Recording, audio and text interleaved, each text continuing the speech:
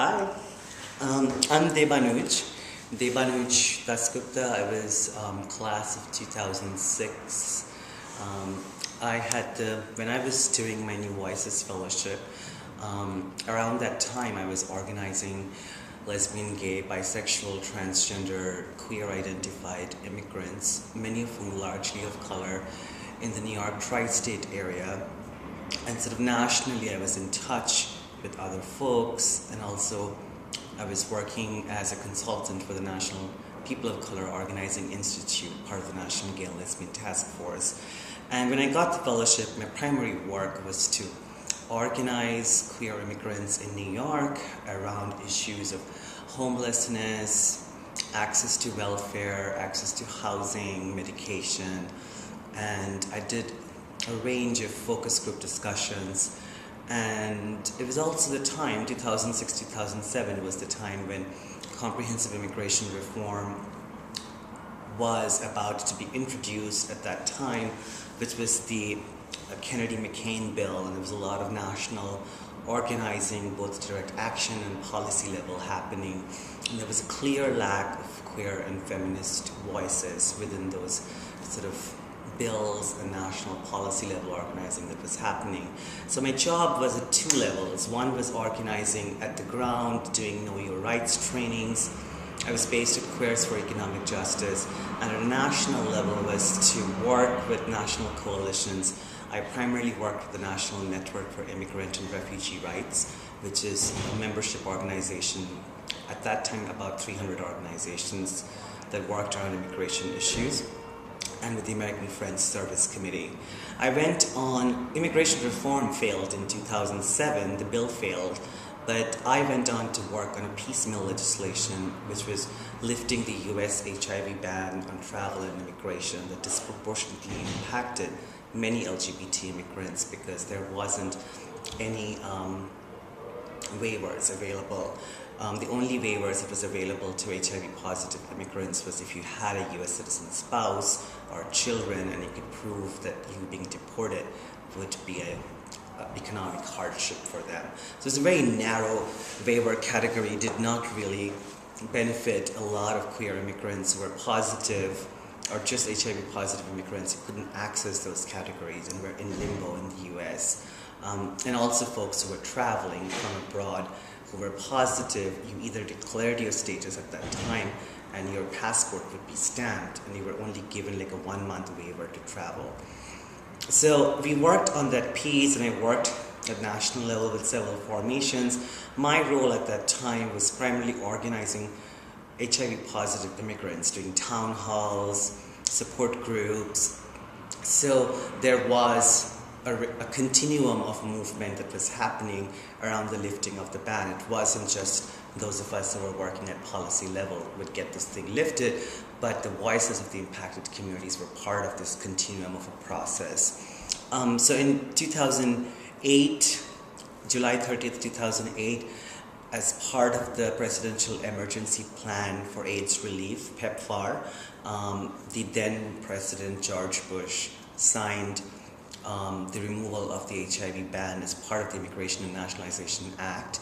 My fellowship ended, but we needed to continue doing work with Health and Human Services to remove HIV from the list of inadmissible diseases.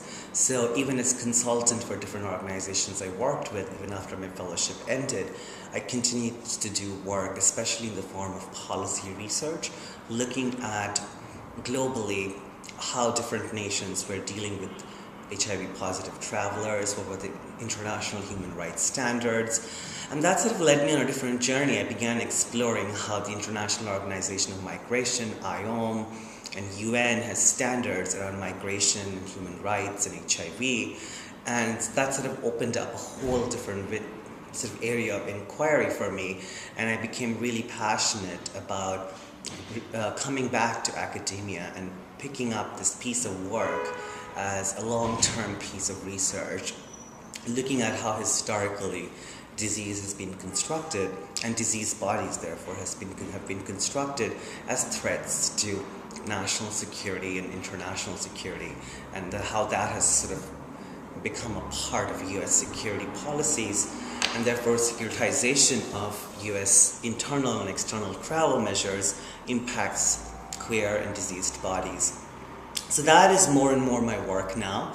I am working on a PhD in Women's Gender and Sexuality Studies at Ohio State University, and I teach queer theory to exciting young generation of students.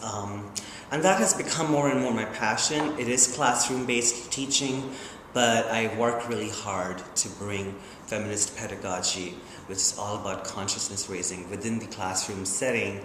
And it's a challenge because you can get a mixed bag. You can get folks who might identify as queer and are looking for, supple resources for survival from the classroom. And then there are folks who might not identify as queer or might have queer politics but not desires and are here to learn about a body of theory or knowledge. So it's a challenge to navigate those needs, but it's really exciting.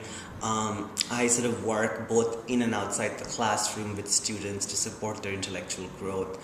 Something I actually learned a lot from the New Voices Fellowship is that you have to apply different tools for leadership building among young people. One is a classroom setting and a university setting, and the other is, I help my students organize support groups. There's Shades, which is the LGBT students of color support group on campus. There's Queer Influx, which is sort of more progressive queer students' body that organizes like radical queer convergences around campuses. So I help my students sort of work with that and to sort of see that there's a continuum of knowledge production and use that is happening outside the classroom. So that's more and more my passion. Also, a very exciting area of work that I'm beginning to explore is sort of the creative arts and how arts has been a bastion for social justice movements and has been a message for speaking for voices that do not, show up in statistical researchers in academia, how art is a space for retelling stories, how art can be a space for transformative justice. So I'm involved with a couple of friends who are doing very exciting creative projects. One of them is working on a play, well actually a movie now, that is going to be looking at the relationships between two men across US and India and their spiritual journeys. And the other one is called Engendered, which is the Transnational Gender, Sexuality and Human Rights Arts, Multidisciplinary Arts Festival that happens throughout the year here in New York City at Tribeca Cinemas, Lincoln Center, and Asia Society. So while my work has shifted a little bit, more in the academic area and more in arts and activism, I've thoroughly enjoyed my New Voices Fellowship and my community of other New Voices social justice folks. It's an amazing network of people to learn and grow from. So I think if I have to sum up, I would say my passion these days is really about healing for community activists of all generations, because I really feel we come to social justice movement transformed by certain painful experiences in life, and my trick is to figure out what to do with this pain, both academically, policy-wise, art-wise, and that's becoming more and more my passion. And I'm glad to be here today. Thank you. Thank you.